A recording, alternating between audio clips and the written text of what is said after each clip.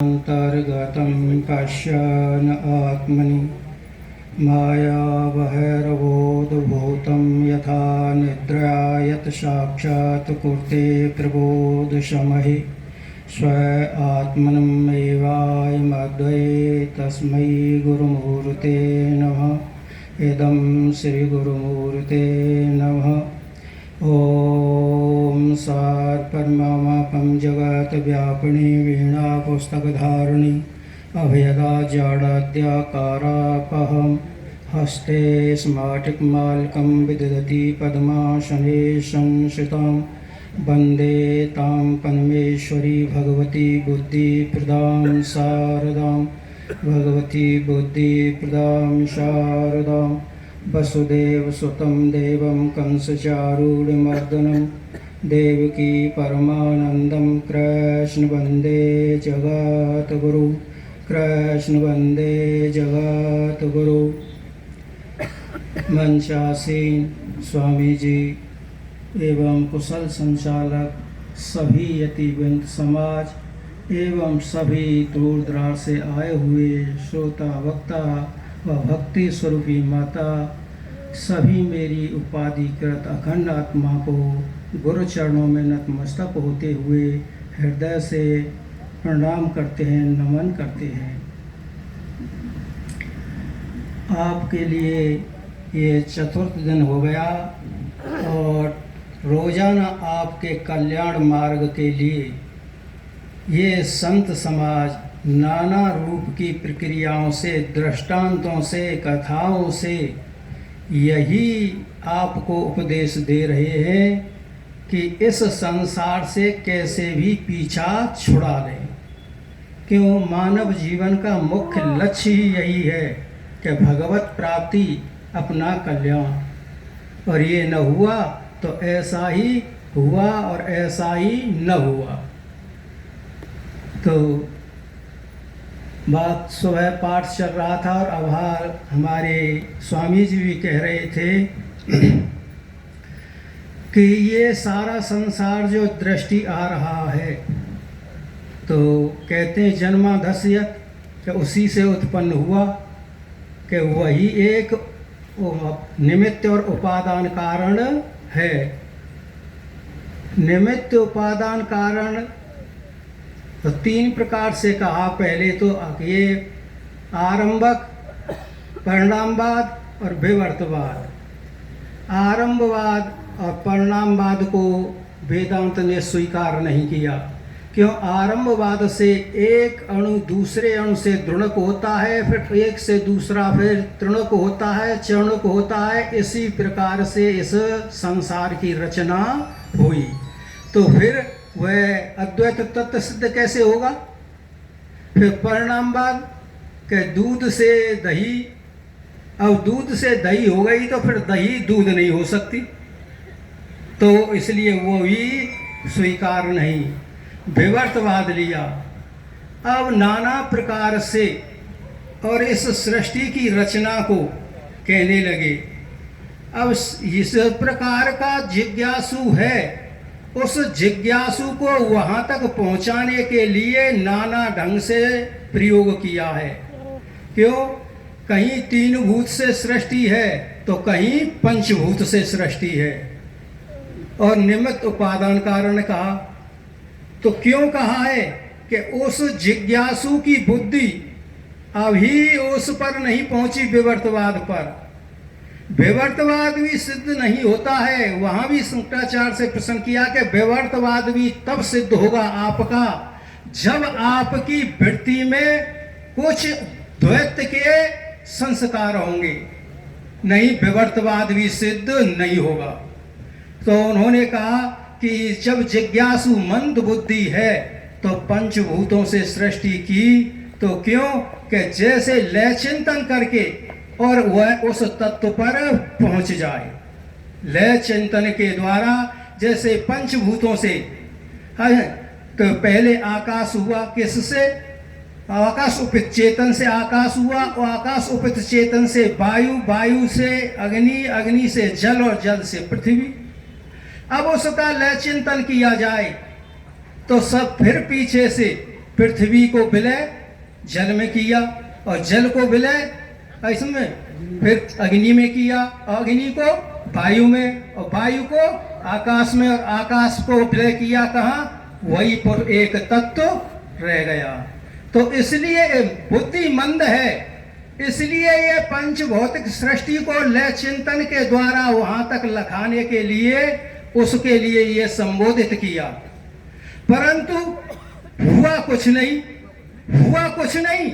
वो निमित्त उपादान कारण इसीलिए बताया है कि कैसे भी ये उस पर पहुंच जाए।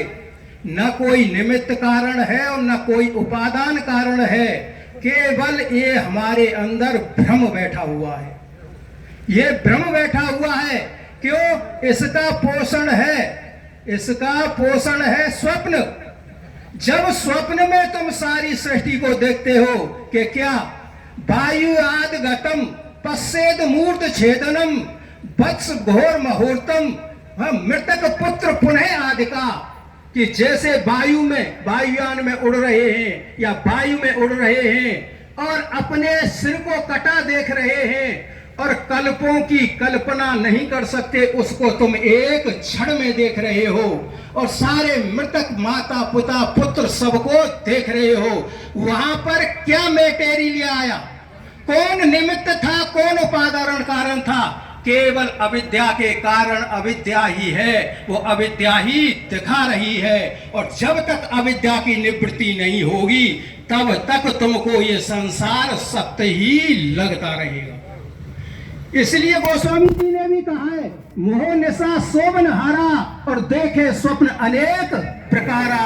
जब तक ये मोह निद्रा से नहीं जागोगे तब तक इस संसार से पीछा नहीं छूटेगा। और मोह क्यों हो रहा है? मोह हो रहा है कि वैराग्य की कमजोरी से। खूब कहा है कि सतोगुणी वृत्ति बनाओ, और सतोगुणी वृत्ति बना करके फिर विवेक प्रधान करो। जब तक विवेक प्रधान नहीं होगा तब तक तुम्हारा मोह से पीछा नहीं छूटेगा। क्यों? वैराग्य की कमजोरी क्यों है? कि जैसे वाल सर्प का दृष्टांत दे रहे थे, अयथार्थ वस्तु सर्पादि ज्ञान, अयथार्थ वस्तु सर्पादि ज्ञानम भय पलायन हेतुवे। कि अयथार्थ माने रस्सी में सर्प दिखा और उसको देख करके दौड़ा और भागा। अब कंपन हो रही है, फिर लाया प्रकाश, टॉर्च, लालटेन, कुछ भी, उसको देखा, उसको देख करके फिर क्या हुआ? अयथार्थ वस्तु ज्ञान ध्वंसो कृत अपशोचती। फिर उसको देख करके और फिर अपने कृत्य पर सोच कर रहा है कि देखो मुझसे कमजोर कौन होगा, इस रस्सी से ही डर करके भागा हूं। अपने कृत्य पर सोच करता है और कांप रहा है। ठीक यही हालत हो रही है कि कब, कि जब जवानी है तो सब प्रिय है और सब मेरे हैं, परंतु जब वृद्ध अवस्था आ गई और वृद्ध अवस्था आने पर कोई भी कुछ नहीं पूछ रहा है, कोई बात नहीं सुन रहा है, तो कहता है वो कोई किसी का नहीं है, सारा जीवन इनके ऊपर वैसे ही निकाल दिया। तो अब वो माया, उस अविद्या कहते हैं, ईश्वर ने हमको मोह में डाल दिया। ईश्वर ने नहीं डाला, उस माया जड़ है, उसमें कोई भी बल नहीं है। बल है तो हमारा ही बल है, हमारे ही बल से वो बलवान हो रही है। जब तुमने ये कह दिया कि कोई भी हमारी बात मानता न सुनता, कोई किसी का नहीं है, हमने व्यर्थ ही जीवन बिता दिया, तो वहां माया कहां रही? वह माया तो तुमने 100 कोस दूर खड़ी कर दी, उस जगह पर माया कहां है? परंतु फिर कहा उलचित भगम, वो रस्सी को फिर दूर फेंक दिया, तो फिर उसी रास्ते से आए तो उर्चित रगी भवेत, वही रस्सी फिर सर्पणी जैसे भासने लग गई। तो फिर जब तुम्हारे लिए प्यार किया तो फिर उसी में रमण कर गए। क्यों कर गए? कि तुमने उस जगह पर सतोगुणी वृत्ति करके विवेक उत्पन्न नहीं किया। विवेक उत्पन्न नहीं होगा तब तक इस जीवन मरण से पीछा नहीं छूटेगा। क्यों? एक वृत्ति धारण करने से केवल संसार से पीछा नहीं छूट सकता, तब तक विवेक का प्रयोग नहीं होगा। क्यों इसको भागवत में भरत जी भी कहते हैं कि कैसे वही हालत हो रही है कि कैसे कि उस मृग शावक को पालन किया परंतु ममत जोड़ लिया। दया करना सात्विकी वृत्ति है, सात्विकी वृत्ति तो उदय हुई, दया भी की, परंतु दया के साथ साथ उन्होंने ममत्व जोड़ लिया, विवेक उत्पन्न नहीं किया, तो फिर उसी जन्म मरण में आ गए। तो तब उन्होंने कहा है कि सात्विकी वृत्ति तो उदय हुई पर विवेक का सहारा नहीं लिया, तो बिना विवेक के सहारे मुझे जन्म और मरण लेना पड़ा है। तो यहाँ और उद्धव के लिए भी कहा है, तब भी उन्होंने ये कहा है कृष्ण ने कि हे उद्धव कि ये दोनों विद्या और अविद्या मेरी ही घरवाली मान। कि क्यों, एक श्वेत है तो एक काली है, श्वेत माने एक सतोगुण है तो एक रजोगुण है, परंतु तब तक दोनों का पीछा नहीं छूटेगा, तब तक तुम मुझे प्राप्त होगे ही नहीं। कि एक दृष्टांत आता है यहाँ कि कैसे कि एक लड़के ने तांत्रिक विद्या सीखी और तांत्रिक विद्या सीख करके उसने कहा कि मैं तांत्रिक लड़की से ही शादी करूंगा। तो तांत्रिक लड़की से शादी कर ली। अब शादी कर ली तो वह 14 विद्या निदान था तो लड़की 16 विद्या आ गई। अब लड़की ने उस पर अपना अस्तित्व जमा लिया। अब कहने लगी कि मेरे कहे अनुसार रहेगा तो तुझे मनुष्य बना के रखूंगी, नहीं तो मेरी इच्छा है पशु पक्षी कुछ भी बना सकती हूं। और अगर इस बात को तीसरे व्यक्ति से कहेगा तो तेरा थोड़ी गोविंदाय नमो नमा कर दूंगी। तो ये समय बड़ा भारी चिंतित हुआ, वो सूख करके बिल्कुल लकड़ी जैसा हो गया। एक दिन एक सन्यासी से भेंट हुई जंगल में। उसने कहा कि बच्चे तेरी क्या हालत हो रही है ये? कि हाँ। तो क्यों हुई? कि इसे नहीं बता सकता। कि क्यों? कि मेरी मृत्यु है। अरे मूर्ख, जब हमसे भी मृत्यु तेरी हो जाएगी तो तुझे बचाने वाला भी कोई नहीं है, तो इसलिए हमारे लिए बता, हम उपाय बताएंगे। तो उसने ये सारी कहानी बताई। तो कहा देख, एक काशी जा और एक तांत्रिक लड़की है, वो 18 विद्या है, तो वो सारे हाल को बता देना कि मेरी शादी हो चुकी है, उसको लार वो कब्जे में कर लेगी। तो वो वहां गया, उस लड़की से बातचीत की, उसने कहा ठीक है मैं मंजूर है, शादी हुई, वहां से चलने लगी। तो उस लड़की ने कुछ उर्द पढ़ करके दिए कि ले, जब घर में प्रवेश करेगा मुझे लेकर के तू, तो पूछेगी वो कौन है, तो तू झूठ मत बोलना कि मैं शादी करके लाया हूं। तो वो सौतेला ढहा करके मेरे ऊपर उर्द डालेगी तो मैं श्वेत चील हो जाऊंगी। इनमें से उर्द तू आधे उस पर डाल देना तो वो काली चील हो जाएगी, और बचे उर्दों पर फिर मेरे ऊपर डाल दोगे तो मैं स्त्री बन जाऊंगी। तो इस प्रकार से वो लेकर के आया और वो संत वहीं पर आकर खड़ा है, अपना आश्रम था थोड़ी दूर। फिर उसने देखा लड़का आ रहा है, तो लड़का आगे आगे चल रहा है, संत पीछे पीछे। जो ही घर में प्रवेश किया, पूछा तो वही सीन हुआ, काली चील और गोरी चील हो गई। अब उर्द बचाए तो वो कहने लगा संत, अरे मूर्ख, अब तू क्या देख रहा, क्या कर रहा है, इन उर्दों को फेंक कि इस पर डाल दूंगा। नहीं, इन दोनों को फेंक इसको और ले ये डंडा। क्या करूं? दोनों को सिर में मार, गोविंदाय नमो नमः कर और सुखी हो। तो ये है दृष्टांत कि तब कहा है कि जब तक दोनों सतोगुणी वृत्ति और रजोगुणी वृत्ति दोनों वृत्तियों में ही तुम रहे इर्जे हुए और विवेक का सहारा नहीं लिया तो सुखी नहीं हो सकते हो, सुखी नहीं हो सकते। इसलिए फिर वहां जाकर के कहे और आगे, और तुम जब तक द्वैत की स्थिति में रहोगे तो क्यों, अब तुम द्वैत की ही बात करते हो, अद्वैत की बात करते हो, तो जब तक इस संसार से मोह रहेगा तब तक तो द्वैत ही है, अद्वैत में पहुंच ही नहीं सकते। और जब तक दूसरे की आराधना में लगे रहे हो तब भी तुम द्वैत में ही हो, अद्वैत में नहीं हो। केवल दूसरे अन्याय जो प्रतीक उपासना, ऐसे में मानसिक ये अहंग्रा, ये सारी हैं, ये केवल तुम्हारे अंतःकरण की शुद्धि के लिए ही हैं। और अद्वैत में पहुंचते हो तो यहां तक कह दिया है कि हम अद्वैत की बात करें और उस देवताओं की पूजा करें तो हम पशु बने बैठे हुए हैं। श्रुति कहती है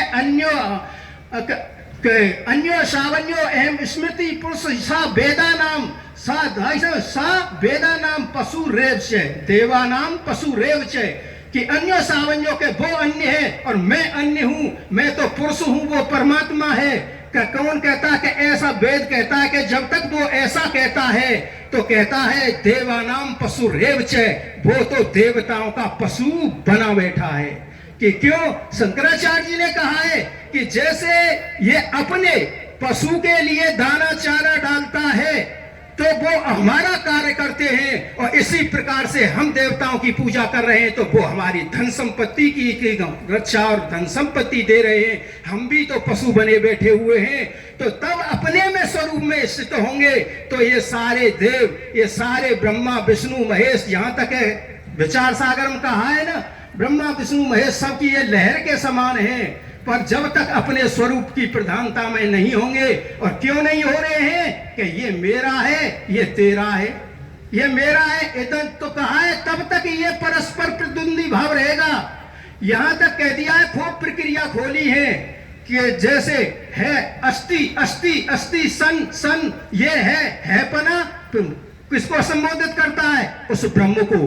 पर फिर भी उस पर संतोष नहीं हुआ, गला घोट न्याय डाल दिया इस शंकराचार्य पर कि ये तो प्रतिद्वंदी भाव है। और बात करते हो तुम अद्वैत की, बात करते हो तत्ते इदंते अहमादसु, तत्ते इदंते अहमादसु, परस्पर प्रतिद्वंदी भाव नात्र संशय, कि ये तो प्रतिद्वंदी भाव है, इसमें किंचित मात्र संशय नहीं है। और फिर बात करते हो तुम अद्वैत की, तो तब उन्होंने कहा कि नहीं, मैं अद्वैत में ही हूं, तो अद्वैत में तुम कैसे सिद्ध हो सकते हो? कि उन्होंने तब कहा स्वयं गच्छति स्वयं पश्यति स्वयं जिज्ञति, कि मैं केवल स्वयं ही स्वयं हूं और कोई इसमें तत्ते दंते अहमात्सु है ही नहीं। क्यों? जब स्वयंता में आ जाओगे तो सबका सफाया हो जाएगा। स्वयं क्यों? तुमने कहा, उन्होंने कहा कि स्वयं का अर्थ क्या निकला? कि स्वयं का अर्थ वही ब्रह्म, वही आत्मा, वही कूटस्थ है। क्या ये कैसे सिद्ध किया? कि अन्य निवारणम न अन्य चेद निवारणम, कि ये सबका तो निवारक है और इसका निवारक कोई नहीं है, कोई नहीं है। तब तक स्वयंता में स्थित नहीं होंगे, तब तक तुम अद्वैत में पहुंच ही नहीं सकोगे। तो इसलिए जब तक हम इस परस्पर द्वंद्व भाव को नहीं छोड़ेंगे, और यही हमारा सबसे बड़ा जटिल यही बंधन है, और कोई बंधन नहीं है। कोई रस्सी से नहीं बंधे हुए हो, कोई साकर से नहीं बंधे हुए हो, केवल अहम इत्यादि सु है, यही एक बंधन है और कोई दूसरा बंधन है ही नहीं।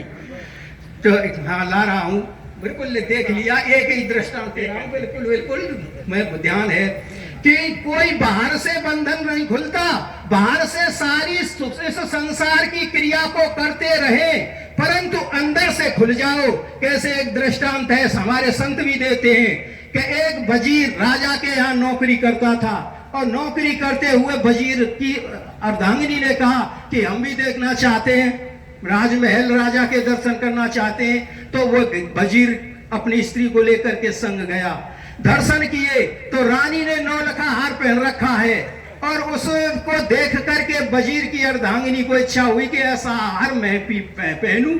अब घर आकर के उससे जिद करने लग गई कि मुझे तो वही हार ला करके दो। अरे हम कहां से हार लाए, वो 9 लखा है, हम पे तो 9 रुपए भी नहीं। अब उसने क्या, बड़ा परेशान बेचारा, तो अब वो चल रही है जंजीर सोने जैसी, तो ऐसा ही उसे हार मिल गया, और उसे ला करके उसको दे दिया अर्धांगिनी को कि देख मैं जन कितने परिश्रम से लाया हूं, जन क्या करके लाया हूं, इसको सुरक्षित रखना, अगर ये खो दिया या कहीं चला गया तो मेरा जीवन जीना व्यर्थ हो जाएगा, मैं जी नहीं सकता। तो दैवी योग से वो हार एक दिन खो गया। अब वो आया तो वो उदास बैठी है, रो रही कि क्या हुआ, कि वो हार गुम हो गया। अब ऊपर से तो वजीर पटक खा रहा है, रो रहा है कि तेने तो मेरा सारा ही घर का चौपट ही कर दिया, पर अंदर से इतना प्रसन्न है कि ठीक है, इससे मेरी आफत तो कटी नहीं, फिर ये मेरे प्राण खाती। तो अंदर से खुल गया और बाहर से सारी क्रिया को कर रहा है। बस बस अंदर से खुल जाओ, फिर कोई भी तुम्हें बाधा ही हो नहीं सकती है। अब हम अपनी बाड़ी को यही विराम देते हैं। पानी में मीन